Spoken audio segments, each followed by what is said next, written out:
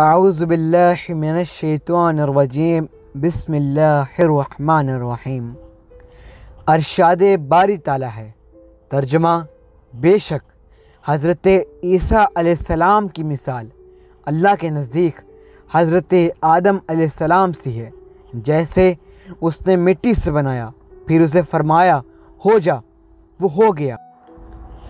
یہ تمہارے رب کی طرف سے حق ہے، بس شک کرنے والوں میں سے نہ ہو جانا۔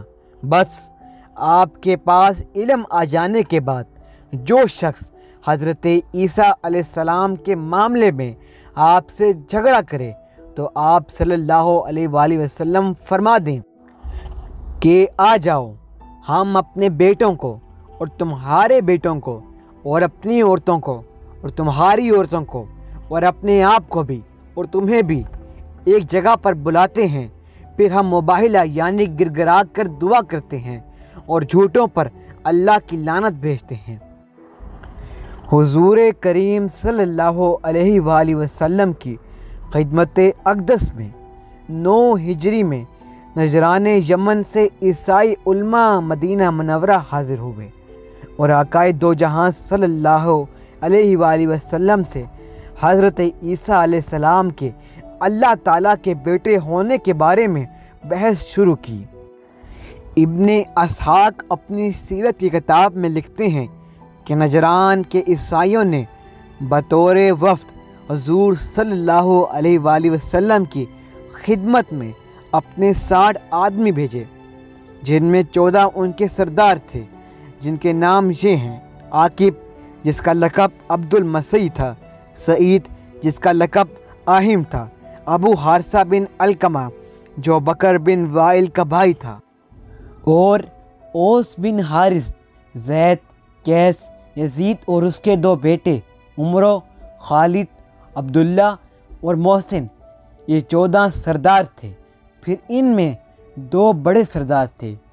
عاقب جو امیر قوم اور عقلمند سمجھا جاتا تھا اور صاحب مشورہ تھا، اور اس کی رائے پر یہ لوگ مطمئن ہوتے تھے۔ سعید جو ان کا بڑا پادری تھا اور بڑا عالم بھی سمجھا جاتا تھا، یہ بنو بکر بن وائل کے عرب قبیلے سے تھا، لیکن نصرانی بن گیا، اور رومیوں کے ہاں اس کے بڑی آؤ بھگت تھی۔ اس کے لیے انہوں نے بڑے بڑے گرجا گھر بنا دیے تھے، اور اس کے دین کی مضبوطی دیکھ کر اس کی بہت خاطر مندی اور خدمت و عزت کرتے تھے۔ یہ شخص حضور صلی اللہ علیہ وآلہ وسلم کی شان و صفات سے واقف تھا، اور ان کی کتابوں میں آپ صلی اللہ علیہ وآلہ وسلم کی صفات کاملہ کے تذکرے پڑھ چکا تھا۔ دل سے آپ صلی اللہ علیہ وآلہ وسلم کی نبوت کا قائل تھا، مگر نصرانیوں میں جو اس کی تعظیم و تکریم تھی اور وہاں جو منصب اسے حاصل تھا، اس کے چھین جانے کے خوف سے راہ حق کی طرف نہیں آتا تھا۔ غرض یہ مدینہ منورہ میں رسول پاک صلی اللہ علیہ وآلہ وسلم کی خدمت میں مسجد نبوی صلی اللہ علیہ وآلہ وسلم میں حاضر ہوا۔ آپ صلی اللہ علیہ وآلہ وسلم اس وقت نماز عصر سے فارغ ہو کر بیٹھے تھے کہ یہ لوگ نفیس ریشمی پوشاکیں پہنے ہوئے اور خوبصورت نرم چادریں اوڑھے ہوئے تھے۔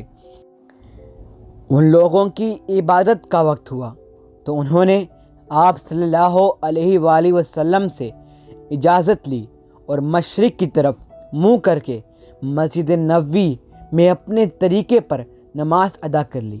اپنی عبادت سے فراغت کے بعد حضور صلی اللہ علیہ وآلہ وسلم سے ان کی گفتگو شروع ہوئی۔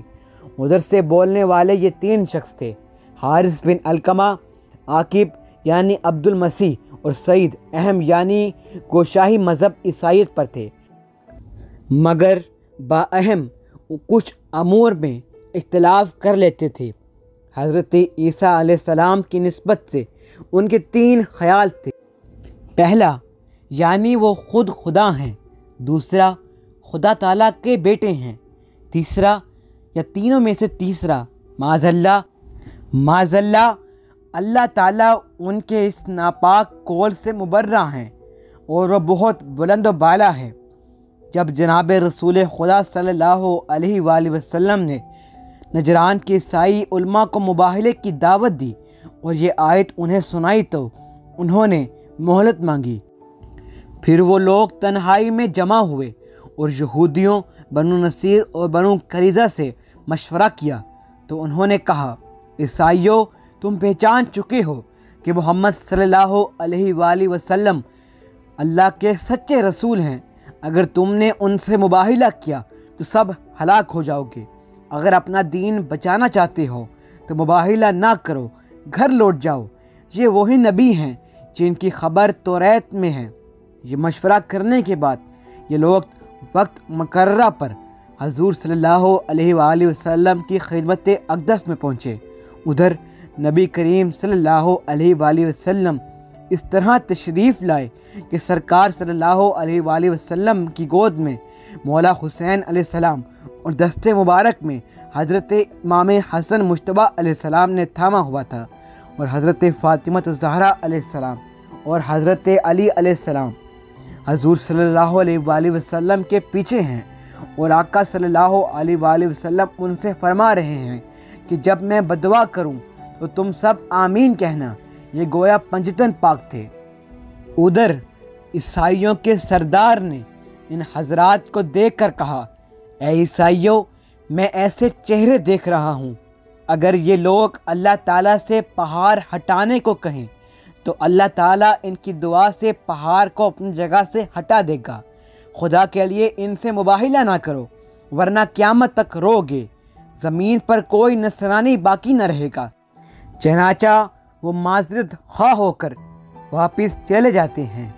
جیسے رحمت العالمین صلی اللہ علیہ وآلہ وسلم نے شان رحمت کے سبب سے قبول فرمایا، آقا صلی اللہ علیہ وآلہ وسلم نے فرمایا، مجھے اپنے پروردگار کی قسم کہ نجران والوں پر عذاب قریب آ گیا تھا، اگر وہ مباہلہ کرتے تو بندر بن جاتے اور ان کا جنگل آگ سے بھڑک اٹھتا اور نجران کے چرند پرند تک نیست و نابود ہو جاتے، بلکہ 1 سال کے اندر اندر روح زمین پر کوئی بھی عیسائی زندہ نہ رہتا۔